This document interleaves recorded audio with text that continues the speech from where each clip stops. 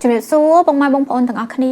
ប្រធានបទយើងថ្ងៃនេះគឺនាងខ្ញុំចង់និយាយថាប្រជាជនខ្មែរយើងគ្រប់រូបហ្នឹងគប្បីគួរយល់ពីនយោបាយគួរចេះធ្វើនយោបាយហេតុអីបានជាយើងគួរតែយល់គួរតែចេះធ្វើនយោបាយគឺដើម្បីកុំឲ្យយើងធ្លាក់ខ្លួនខ្លាយជាគ្រាប់អុកនយោបាយចាញ់បោកនយោបាយក៏ដូចជាចាញ់បោកអ្នកនយោបាយពុកម៉ែបងប្អូនទាំងអស់គ្នាសឹងតែជារៀងរាល់ថ្ងៃគឺនាងខ្ញុំសង្កេតឃើញថាមានអ្នកចាញ់បោកនយោបាយហើយនាងខ្ញុំអត់អាចជួយអ្វីបានទេគ្រាន់តែថាមើលយល់ថាពួកគាត់កំពុងតែចាញ់បោកនយោបាយអីចឹងទៅតាមពិតការដែលយល់ពីនយោបាយមិនមែនតពុកម៉ែបងប្អូនទាំងអស់គ្នានឹងធ្វើជាអ្នកនយោបាយទៅគួរគប្បីយល់ពីរឿងនយោបាយទាំងអស់ហ្នឹងឯងទោះបីជាយើងជាប្រជាជនប្រជាពលរដ្ឋធម្មតាយើងក៏គួរគប្បីតាមដានហើយនឹងស្វែងយល់ពីល្បែងមួយនឹងដូចគ្នាតាមពិតទៅនយោបាយគឺវាពាក់ព័ន្ធទៅនឹងទស្សនៈពាក់ព័ន្ធទៅនឹងការយល់ឃើញហើយនឹងផែនការគោលដៅអ្វីដែលអ្នកនយោបាយរូបនឹងចង់បានអញ្ចឹងបើសិនជាពុកម៉ែបងប្អូនទាំងអស់គ្នាអត់យល់ថាតើគេកំពុងតែធ្វើអីជួនកាលគេកំពុងតែធ្វើរឿងមួយតើអ្វីដែលគេចង់បានមិនមែនជារឿងដែលគេកំពុងធ្វើឯងគឺគេមើលឃើញផលប្រយោជន៍ឬក៏គោលដៅធំគោលដៅឆ្ងាយណាមួយដែលមិនមែននៅកន្លែងហ្នឹងទេប៉ុន្តែគេធ្វើដូចជាគេចង់បានរបស់មួយហ្នឹងអញ្ចឹងហើយធ្វើឲ្យយើងទាំងអស់គ្នាយល់ច្រឡំអញ្ចឹងពេលខ្លះពេលដែលយើងមើលអត់យល់អានអត់ដាច់យើងអាចធ្លាក់ខ្លួនទៅជាគ្រាប់អុកជាលបាយនយោបាយរបស់គេគឺជាវត្ថុមួយដែលបំរើផលប្រយោជន៍នយោបាយឲ្យគេអញ្ចឹងទៅអញ្ចឹងហើយវាគឺជាចំណុចសំខាន់ដែលយើងទាំងអស់គ្នាហ្នឹងគួរគប្បីចេះនៅក្នុងការប្រើប្រាស់និងយល់ពីនយោបាយសម្បីតែពាក់ព័ន្ធទៅនឹងបញ្ហាមួយចំនួនដែលកើតឡើងនៅក្នុងសង្គមជាតិយើងឧទាហរណ៍នាងខ្ញុំសង្កេតឃើញថាផ្នត់គំនិតរបស់ប្រជាជនយើងហ្នឹងគឺយល់ថានៅក្នុងប្រទេសកម្ពុជាយើងសប្តាហ៍ថ្ងៃហ្នឹងគឺប៉ះពាល់ទៅនឹងសិទ្ធិសេរីភាពការបញ្ចេញមតិអីផ្សេងៗអញ្ចឹងតាមពិតទៅនាងខ្ញុំមើលឃើញថាមួយផ្នែកដែលវាធ្វើឲ្យមានបញ្ហាបែបហ្នឹងឬក៏មានបញ្ហាផ្សេងៗកើតឡើងដែលធ្វើឲ្យពុកម៉ែបងប្អូនទាំងអស់គ្នាយល់ឃើញបែបហ្នឹងគឺដោយសារតែយើងទាំងអស់គ្នាអត់ចេះធ្វើនយោបាយតាមពិតទៅការធ្វើនយោបាយវាអត់ទាមទារអីច្រើនទេពុកម៉ែបងប្អូនទាំងអស់គ្នាខ្ញុំគិតថាពីដំបូងគឺយើងត្រូវយល់ពីធម្មជាតិរបស់មនុស្សលក្ខណៈទូទៅភាពទូទៅមួយចំនួនហើយនឹងយល់ពីស្ថានភាពរឿងមួយចំនួនពុកម៉ែបងប្អូនទាំងអស់គ្នាធ្វើត្រូវប៉ុន្តែអត់ត្រូវធ្វើទេពេលខ្លះទៀតធ្វើត្រូវប៉ុន្តែធ្វើខុសកលៈទេសៈធ្វើខុសពេលវេលាទៅវាអត់បានផលឬមួយក៏របៀបធ្វើរបស់យើងនឹងគឺវាខុសហើយប៉ុន្តែមិនមែនទឹកចិត្តមិនមែនការយកឃើញរបស់ពុកម៉ែបងប្អូនទាំងអស់គ្នានឹងខុសទេមុននឹងនិយាយពីឧទាហរណ៍មួយចំនួនដែលថាវាជាស្ដែងវាច្បាស់ 100% ដែលថាវាកើតឡើងនៅក្នុងសង្គមពិតយើងបច្ចុប្បន្ននាងខ្ញុំចង់និយាយឲ្យពុកម៉ែបងប្អូនទាំងអស់គ្នាយល់ពីតួនាទីរបស់យើងម្នាក់សិនបានន័យថាអញ្ចឹងពេលខ្លះឧទាហរណ៍យើងនិយាយពីនយោបាយការដឹកនាំប្រទេសថ្នាក់ដឹកនាំគឺគាត់មានគោលនយោបាយរបស់គាត់ឬក៏គាត់មានផែនការនៅក្នុងការដើរនយោបាយទៅចង់បានអ្វីមួយប៉ុន្តែមិនប្រកាសថាប្រជាជននឹងដើរទៅស្របតាមនយោបាយរបស់ថ្នាក់ដឹកនាំទេព្រោះថាអ្នកខ្លះយល់សូម្បីតែនៅក្នុងចំណោមអ្នកយល់ថាថ្នាក់ដឹកនាំកំពុងតែចង់បានអីក្នុងហ្នឹងក៏មានពីរក្រុមដែរមានក្រុមអ្នកដែលធ្វើតាមព្រោះចង់ឲ្យរដ្ឋាភិបាលនឹងសម្រេចបាននៅគោលនយោបាយនៅផែនការនឹងហើយក៏មានមួយក្រុមទៀតដឹងហើយចង់អត់ឲ្យសម្រេចឬក៏គាត់អត់យល់ព្រមអត់យល់ស្របអត់សប្បាយចិត្តជាមួយនឹងគោលនយោបាយនឹងដូចគ្នាអញ្ចឹងវាមានពីរប៉ាហើយនៅក្នុងនឹងមួយទៀតមានក្រុមអ្នកអត់យល់នឹងទៀតគាត់អាចធ្វើសកម្មភាពទៅដែលចេញជាសេណារីយ៉ូចេញជាហេតុផលផ្សេងខ្ញុំនិយាយតាមត្រង់មួយរយៈកាលដែលខ្មែរយើងនឹងមានបញ្ហាជាមួយថៃមិនមែនថាមើលអត់ឃើញទេកន្លែងមួយចំនួនគឺនឹងខ្ញុំមើលឃើញថាអានឹងវាគឺជានយោបាយរបស់ថ្នាក់ដឹកនាំប៉ុន្តែអ្វីដែលសំខាន់នឹងខ្ញុំអាចមើលឃើញថាតើពួកគាត់ធ្វើបែបហ្នឹងទៅគាត់ចង់បានអ្វីអញ្ចឹងទោះបីជាខ្ញុំអត់និយាយប្រាប់ពុកម៉ែបងប្អូនទាំងអស់គ្នាតែបើសិនជាខ្ញុំយល់ថាអានឹងគឺជាផលប្រយោជន៍រួមធំមួយខ្ញុំមកខ្វល់ថាវាជានយោបាយបែបមួយគេប៉ុន្តែវាគឺជានយោបាយដែលថាថ្នាក់ដឹកនាំធ្វើទៅគឺបង្កើតផលចំណេញរួមហើយធ្វើអីក៏ដោយវាប្រកាសជាមានផលប៉ះពាល់តិចតួចគេឧទាហរណ៍ថាក្នុងមនុស្ស100នាក់យើងចង់ជួយ100នាក់ហ្នឹងគឺយើងអាចនឹងត្រូវលះបង់10នាក់ឧទាហរណ៍ណាឬក៏ថាត្រូវខាតផលប្រយោជន៍របស់មនុស្ស10នាក់ឬក៏20នាក់ប៉ុន្តែអ្វីដែលយើងសំខាន់ហ្នឹងក្នុងចំណោមមនុស្ស100នាក់ពេលខ្លះយើងត្រូវបិទភ្នែកបើយើងអត់អាចជួយបានទាំង100នាក់យើងត្រូវបិទភ្នែកនៅក្នុងការខាតបង់ផលប្រយោជន៍របស់10 20នាក់ដើម្បីជួយ80ឬក៏90នាក់ផ្សេងអញ្ចឹងទៅយើងជ្រើសរើសថាធ្វើមិនធ្វើចឹងទៅដោយសារតែយើងធ្វើមិនក៏ដោយរកផលប្រយោជន៍ណាដែលធំឲ្យមកជាផលប្រយោជន៍រួមយើងរកផលប្រយោជន៍រួមយើងប្រកាសជាបិទភ្នែកលះបង់អ្នកទូចហ្នឹងណាអាហ្នឹងគឺជាគោលការណ៍របស់ថ្នាក់ដឹកនាំគឺគាត់ត្រូវតែធ្វើចិត្តដាច់បែបហ្នឹងហើយប៉ុន្តែនៅពេលដែលយើងទាំងអស់គ្នានេះបានន័យថាគាត់ដឹកនាំគោលនយោបាយឬក៏គោលការណ៍របស់គាត់គឺគាត់ត្រូវតែធ្វើបែបហ្នឹងបើមានពីរជំរើសគាត់ត្រូវតែជ្រើសរើសផលប្រយោជន៍ធំដើម្បីជាតិអីប៉ុន្តែនៅក្នុងហ្នឹងបើសិនជាយើងជាប្រជាពលរដ្ឋធម្មតាឬក៏យើងនៅក្នុងចំណោម100នាក់ហ្នឹងយើងបានដឹងពីគោលនយោបាយយើងបានដឹងពីរឿងទាំងអស់ហ្នឹងច្បាស់ទោះបីយើងស្ថិតនៅក្នុងក្រុមមនុស្សដែល10ឬក៏20នាក់ដែលត្រូវបានគេបោះបង់ហ្នឹងបើសិនជាយើងដឹងយើងអាចកែប្រែស្ថានភាពហ្នឹងព្រោះថា គេដែលម្ចាស់ហ្គេមឬមួយក៏អ្នកដែលធំហ្នឹងគាត់អាចមកប្រាប់យើងឯងតែបើសិនជាយើងអាចស្វែងយល់ពីបញ្ហាហ្នឹងបានដោយខ្លួនឯងយើងនឹងអាចដើរចេញពីបញ្ហាដែល10 20អ្នកហ្នឹងត្រូវជួបប្រទះយើងអាចដោះស្រាយស្ថានភាពហ្នឹងបានចឹងទៅនិយាយមកដល់រឿងនយោបាយពុកម៉ែបងប្អូនទាំងអស់គ្នាប្រហែលជាអាចគិតទៅដល់ពាក្យថានយោបាយហ្នឹងឲ្យនិយមន័យនយោបាយហ្នឹងធំពេកពាក្យថានយោបាយដោយសម្រាប់នាងខ្ញុំគឺដូចជាការលេងហ្គេមដូចជាការលេងអុកហើយយើងប្រើប្រាស់នៅក្នុងជីវភាពប្រចាំថ្ងៃដូចគ្នាវាពាក់ព័ន្ធទៅនឹងការយល់ឃើញពាក់ព័ន្ធទៅនឹងការយល់ចិត្តមនុស្សពាក់ព័ន្ធទៅនឹងរឿងតូចសាមញ្ញមួយចំនួនដែលយើងធ្វើសប្តាហ៍ថ្ងៃនឹងដូចគ្នាអញ្ចឹងហើយបាទនាងខ្ញុំព្យាយាមនិយាយថាយើងទាំងអស់គ្នាហ្នឹងគួរតែចេះធ្វើនយោបាយពាក់ព័ន្ធទៅនឹងការចេះធ្វើនយោបាយហ្នឹងគឺវាជួយសម្រួលសូម្បីតែជីវិតរស់នៅរបស់យើងការងាររបស់យើងដូចគ្នាសូម្បីតែនៅក្នុងកន្លែងការងារនៅក្នុងស្ថាប័ននានាដែលពុកម៉ែបងប្អូនកំពុងតែបម្រើការងារហ្នឹងក៏យើងប្រើប្រាស់ឬក៏ធ្វើនយោបាយដល់ដឹងខ្លួនដែរអញ្ចឹងវាមានមូលហេតុអីដែលយើងបកកែកថាយើងអត់ចង់ពាក់ព័ន្ធឬក៏អត់យល់ពីនយោបាយទេហើយពុកម៉ែបងប្អូនទាំងអស់គ្នាឥឡូវនេះនាងខ្ញុំសូមនិយាយទៅដល់ចំណុចដែលនាងខ្ញុំមើលឃើញជាបញ្ហាខ្ញុំសង្កេតឃើញថាពួកយើងទាំងអស់គ្នាមានចិត្តប្រកាន់ថានៅក្នុងប្រទេសកម្ពុជារបស់យើងហ្នឹងគឺមានការរឹតបន្តឹងនៅសេរីភាពសារព័ត៌មានសេរីភាពនយោបាយហើយជាពិសេសការបញ្ចេញមតិបែបលក្ខណៈជាសាធារណៈពុកម៉ែបងប្អូនទាំងអស់គ្នាពាក់ព័ន្ធទៅនឹងការបញ្ចេញមតិគឺមាន2ដែលនាងខ្ញុំគិតថាបើពុកម៉ែបងប្អូនទាំងអស់គ្នាយល់ថាកន្លងមកគេរដ្ឋបិទការបញ្ចេញមតិរបស់ពុកម៉ែបងប្អូនទាំងអស់គ្នាពុកម៉ែបងប្អូនគួរតែពិនិត្យមើលពីចំណុចហ្នឹងសិនសម្រាប់ពីនាងខ្ញុំទៅទី1មិនមែនមិនឲ្យបញ្ចេញមតិឬក៏រិះគន់នៃទេប៉ុន្តែត្រូវពិនិត្យមើលសិនថាតើអ្វីដែលគេធ្វើកន្លងមកហ្នឹងល្អទាំងអស់ឬក៏អាក្រក់ទាំងអស់ឬក៏បែបណាយើងត្រូវពិនិត្យមើលទាំងចំណុចល្អហើយនិងចំណុចមិនល្អចំណុចដែលគេធ្វើល្អយើងត្រូវទទួលស្គាល់ហើយចំណុចដែលមិនល្អ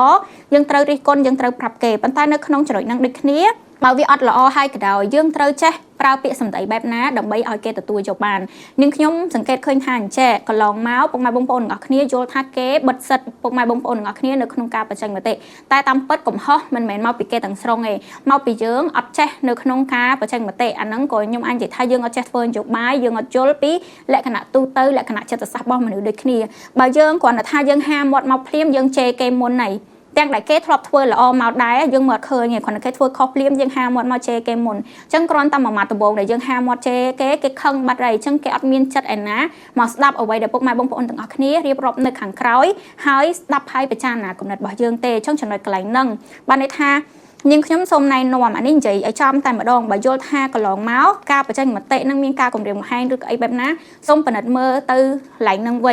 ញបើបញ្យល់ឲ្យច្បាស់ទៅបានន័យថាអញ្ចឹងឧទាហរណ៍ថ្នាក់ដឹកនាំធំណាដែលគាត់ធ្វើអីចឹងទៅពេលខ្លះគាត់ធ្វើហ្នឹងគឺមាននយោបាយប្រកបនៅក្នុងហ្នឹងតែយើងអត់យល់ទេហើយយើងប្រឆាំងតែសូម្បីតែយើងប្រឆាំងនឹងក៏ដោយបើយើងចង់បញ្ចេញមតិបញ្ចេញគំនិតយើងទោះបីជាគាត់ធ្វើខុសបែបណាក៏ដោយទាំងអស់គ្នាយើងសម័យមើលគាត់គឺជាបុគ្គលដែលមានតំណែងមានមុខមាត់មួយរូបហើយយើងទៅដល់ជេរបតិចប្រើពាក្យមិនសមរម្យសួរតើអ្នកណាសប្បាយចិត្តនៅក្នុងការស្ដាប់ការបញ្ចេញមតិយោបល់របស់យើងទោះបីជាអ្វីដែលយើងនឹងធ្វើឬក៏គំនិតរបស់យើងនឹងល្អក៏ដោយតែការបញ្ចេញមតិពាក្យសម្ដីរបស់យើងប្រើប្រាស់នឹងវាអត់សមរម្យគឺយើងធ្វើឲ្យគេក្តៅក្រហាយយើងធ្វើឲ្យគេអត់សុខចិត្តទេព្រោះថាមិនទោះគេធ្វើខុសបែបណាក៏យើងត្រូវទុកមុខមាត់ឲ្យគេដែរអញ្ចឹងអាហ្នឹងគឺជាចំណុច basic ខ្លាំងមែនតើដែលយើងទាំងអស់គ្នានឹងត្រូវយល់បានន័យថាពេលដែលគេធ្វើខុសហ្នឹងយើងត្រូវដឹងថាគេមិនមែនមិត្តភក្តិយើងគេមិនមែនជាកូនយើងទេគឺយើងត្រូវយល់ថាអ្នកណាខ្លះឬក៏គេជាបុគ្គលបែបណាយើងត្រូវទុកមុខមាត់គេឲ្យគេអញ្ចឹងអានេះនិយាយជាលក្ខណៈទូទៅតែម្ដងបាននៃបែបហ្នឹងមិនមែនឲ្យតែគេធ្វើខុសទៅយើងទៅជេរបតិចបដាសាគេឲ្យគេមកទទួលស្គាល់កំហុសរបស់គេទេគឺចំណុចទី1គឺយើងត្រូវគិតពីមុខមាត់គេដូចគ្នាអញ្ចឹងកន្លែងហ្នឹងគេធ្លាប់និយាយថាគេអត់ចូលឲ្យប៉ុន្តែប្រអាប់ខឹងអីហ្នឹងពីអស់ហ្នឹងនិយាយលេងមែនប៉ុន្តែអាហ្នឹងប្រើប្រាស់នៅក្នុងការទូតក្នុងការធ្វើនយោបាយអីវាដូចគ្នាខ្ញុំឧទាហរណ៍មួយទៀតពុកម៉ែបងប្អូនទាំងអស់គ្នាខ្ញុំសង្កេតឃើញធ្លាប់ឮគេនិយាយបែបលក្ខណៈថាកូនខ្លះគឺគាត់ឆ្លាតណាគឺគាត់ទៅសុំអ្វីមួយយ៉ាងពីឪពុកម្ដាយរបស់គាត់នៅពេលដែលមានភ្ញៀវមកលេងផ្ទះអីចឹងទៅឪពុកម្ដាយនឹងឲ្យឯដោយសារអត់ចង់ឆ្លោះគ្នានៅមុខគេឆ្លោះគ្នាមួយកូននឹងនៅមុខគេអីចឹងទៅសំបីតាកន្លែងហ្នឹងក៏យើងអាចរៀនបានដែរបានន័យថាការរក្សាមុខមាត់អីហ្នឹងគឺវាសំខាន់ខ្ញុំនិយាយឧទាហរណ៍មួយទៀតពាក់ព័ន្ធទៅនឹងរឿងដែលកំពុងតែល្បីថ្មីហើយឥឡូវហ្នឹងក៏កំពុងតែល្បីដែរគឺពាក់ព័ន្ធទៅនឹង podcast ដែលនិយាយពីកំណែតម្រង់អីផ្សេងពាក់ព័ន្ធទៅនឹងជួររដ្ឋាភិបាលកាត់បន្ថយរឿងរាជរដ្ឋាភិបាលក្បាលធំខ្លួនតូចអីហ្នឹងខ្ញុំសូមនោមពរខ្លាំងមែនតើហើយនឹងខ្ញុំឃើញករណីហ្នឹងកើតមានច្រើនហើយសូម្បីតែក្រោមវីដេអូនេះខ្ញុំដែលនិយាយកន្លងមកក៏ដោយអញ្ចឹងក្នុងករណី podcast ហ្នឹងដែលគាត់និយាយគាត់មិនមែនរិះគន់ទេបានន័យថាគាត់ចង្អុលបង្ហាញពីបញ្ហានានាដែលកើតឡើងនៅក្នុងជួររដ្ឋាភិបាលហើយគាត់បង្កើតជាសំណុំពរឬក៏គំនិតផ្សេងបានន័យថាផ្ដល់ជាមតិអ ចឹងក្នុងនឹងដូចគ្នានាងខ្ញុំសង្កេតឃើញថា100 comment គឺទាំង100 comment គឺ comment ថាអូយសង្ឃឹមថាពួកគាត់នឹងមានសុវត្ថិភាពគាត់មិនត្រូវបានគេបិទមាត់គាត់មិនត្រូវបានលុប channel អូ share ឲ្យសិនមុនពេលដែល channel មួយនឹងត្រូវបានបាត់ឬក៏ពួកគាត់ត្រូវបានចាប់ខ្លួនអីចឹងទៅកន្លែងហ្នឹងណាសម្រាប់ខ្ញុំផ្ទាល់កន្លែងហ្នឹងគឺពុកម៉ែបងប្អូនទាំងអស់គ្នាដែល comment បែបហ្នឹងគឺជារឿងខុសខ្លាំងមែនតើកន្លែងហ្នឹងបានន័យថាអញ្ចេះទោះបីពេលខ្លះរាជរដ្ឋាភិបាលអ្នកមែនគេអត់ប្រកាន់កន្លែងហ្នឹងឯងពួកគាត់និយាយមកព្រោះខ្ញុំអត់មានមើលឃើញអីថាជាការគម្រាមកំហែងដល់ពួកគាត់ទេទី1ការបញ្ចេញមតិរបស់ពួកគាត់គឺគាត់អត់បានប្រើពាក្យអសុរោះគាត់មិនមែនមកជន់ប៉ុនលេខគេគាត់គ្រាន់តែលើកយកចំណុចមួយចំនួនហើយផ្ដល់ជាដំណោះស្រាយទៅលើហ្នឹងបន្ថែមសំណុំពរឲ្យកែសម្រួលក៏អត់បានរិះគន់រាជរដ្ឋាភិបាល 100% ឬក៏បង្ហាញការមិនពេញចិត្តអីទេពួកគាត់ក៏បង្ហាញការគ្រប់គ្រងទៅកាន់ថ្នាក់ដឹកនាំកម្ពុជាលេខដែរគ្រាន់តែថាចំណុចមួយចំនួននៃរាជរដ្ឋាភិបាលថ្នាក់ក្រោមហ្នឹងគឺមានចំណុចខ្វះខាតហើយពួកគាត់គ្រាន់តែរិះគន់បែបស្ថាបនាមិនមែនរិះគន់បែបជន់ផលិតហេតុអីបានជានាងខ្ញុំនិយាយថាអ្នកខមមិនបែបហ្នឹងគ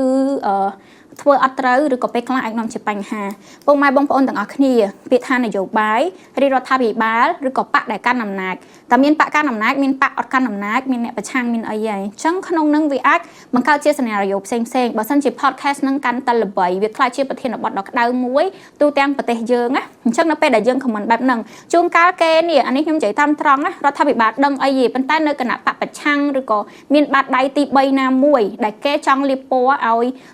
ធ្វើមិនចង់ចោតប្រកាន់ថ្នាក់ដឹកនាំឲ្យកាន់តែខ្លាំងពួកគេនឹងឯងអាចជាអ្នកដែលធ្វើបាបពួកគាត់ទាំងអស់គ្នាដែលជាអ្នកនិយាយនឹងដែលអាចកំបាំងចឹងទៅធ្វើឲ្យមហាជននេះកាន់តែស្អប់កាន់តែដាក់បន្ទុកទៅលើរាជរដ្ឋាភិបាលអញ្ចឹងអានឹងចំណុចមួយបានន័យថាពេលយើងធ្វើបែបហ្នឹងគឺយើងដូចកំពុងតែហុចដាវហុចដងដាវហុចផ្លែដាវឲ្យទៅបាត់ដៃទី3អីចឹងទៅទោះបីជាខាងហ្នឹងគេអត់បានធ្វើមានមួយខាងទៀតមាន2 3ប៉ាក់មានកន្លែងណាផ្សេងអីចឹងទៅអានេះអត់ទាន់មានកើតឡើងអីទេប៉ុន្តែខ្ញុំគ្រាន់តែចង់បញ្យល់ថាពេលខ្លះយើងគឺជាអ្នកនាំភ្លើងមួយវិញទៀតដូចខ្ញុំនិយាយចឹងពាក់ព័ន្ធទៅនឹងការតសើពាក់ព័ន្ធទៅនឹងការអីមុននឹងយើងសុំមុននឹងអីសម្រាប់នាងខ្ញុំគិតថាជាជាងការដែលយើងខមមិនថាឲ្យពួកគាត់ប្រយ័ត្ននៅសុវត្ថិភាពហើយសង្ឃឹមថាពួកគាត់មានសុវត្ថិភាពឬមួយក៏មិនមានការដែលគម្រាមកំហែងគាត់ណាមួយខ្ញុំគិតថាបើពួកយើងទាំងអស់គ្នាពុកម៉ែបងប្អូនទាំងអស់គ្នានាំគ្នាខមមិនថាអញ្ចេះសង្ឃឹមថារាជរដ្ឋាភិបាលនឹងបើកចិត្តហើយឬក៏ខមមិនថាជឿជាក់ថារាជរដ្ឋាភិបាលនឹងបើកចិត្តហើយយកចំណុចទាំងអស់ហ្នឹងយកទៅពិចារណាហើយរកមើលចំណុចណាខ្លះដែលគេបានលើកឡើងហើយវាកើតមានពិតប្រាកដនៅក្នុងរដ្ឋាភិបាលហើយធ្វើការកែតម្រូវអីចឹងទៅពួកយើងទាំងអស់គ្នានាំគ្នាខមមិនឬក៏និយាយបែបហ្នឹងខ្ញុំជឿជាក់ថាវាគឺជាការលួងលោមហើយក៏ជាការលើកទឹកចិត្តឲ្យរាជរដ្ឋាភិបាលហ្នឹងគេបើកចិត្តឲ្យ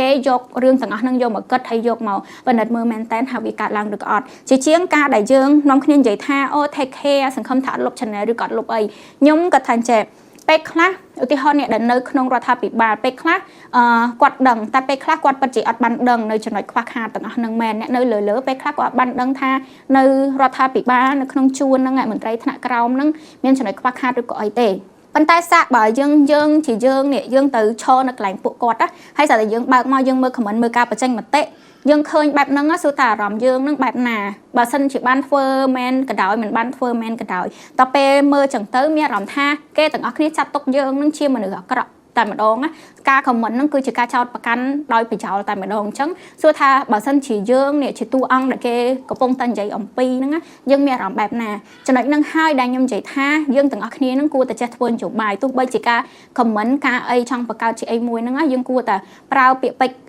ឲ្យវាសមរម្យដើម្បីទទួលបានអ្វីដែលយើងចង់បានជួនកាលការដែលយើងនិយាយហ្នឹងគឺប្រៀបដូចជាយើងហៅរហ្នឹងអញ្ចឹងអ្វីដែលយើងនិយាយហ្នឹងគឺយើងកំពុងហៅរអញ្ចឹងបើយើងចង់ឲ្យគេយកចំណុចទាំងអស់ហ្នឹងយកមកពិនិត្យមើលយកមកពិចារណាយើងគួរតែនិយាយថាសង្ឃឹមឬក៏ជឿជាក់ថាគេនឹងពិនិត្យមើលសាររើអីចឹងទៅជឿជាក់ថ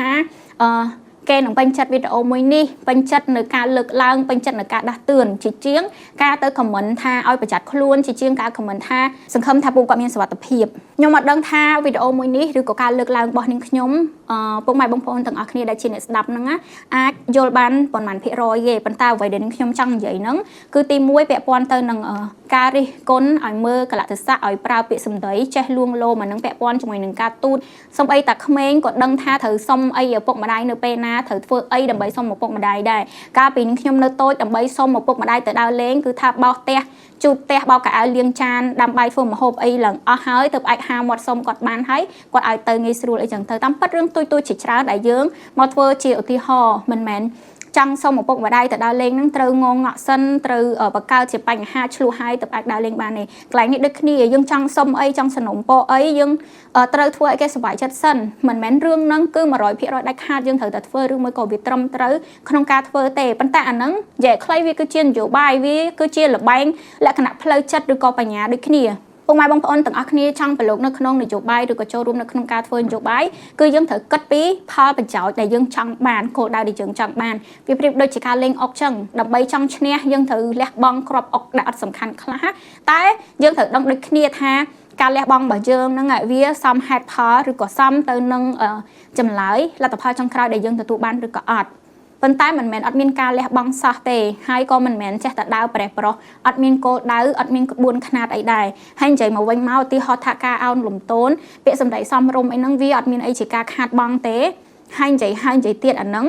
វាជាលក្ខណៈទូទៅហើយងាយយល់ខ្លាំងមែនតើមិនមែនយើងលើកជើងមិនមែនយើងអោនលំទោនអីទេសម្រាប់នាងខ្ញុំហ្នឹងគឺយល់ថា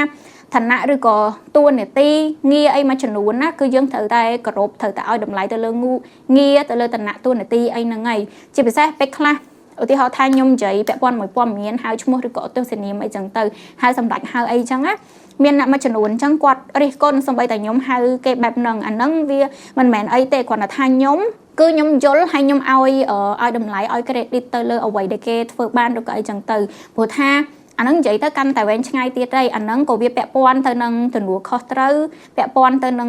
លក្ខខណ្ឌមួយចំនួនដែលនឹងខ្ញុំសេតសម្រាប់ខ្លួនឯងឬក៏វាពាក់ព័ន្ធទៅនឹងការយល់ឃើញរបស់នាងខ្ញុំហើយប្រហែលជាយើងអាចពិភាក្សាគ្នានៅក្នុងអីក្រោយៗទៀតចឹងទៅព្រោះថាជាក់ស្ដែងក៏រមងាមួយចំនួនណាវាពិបាកនៅក្នុងការទទួលបានមែនតើឧទាហរណ៍យើងនិយាយនៅក្នុង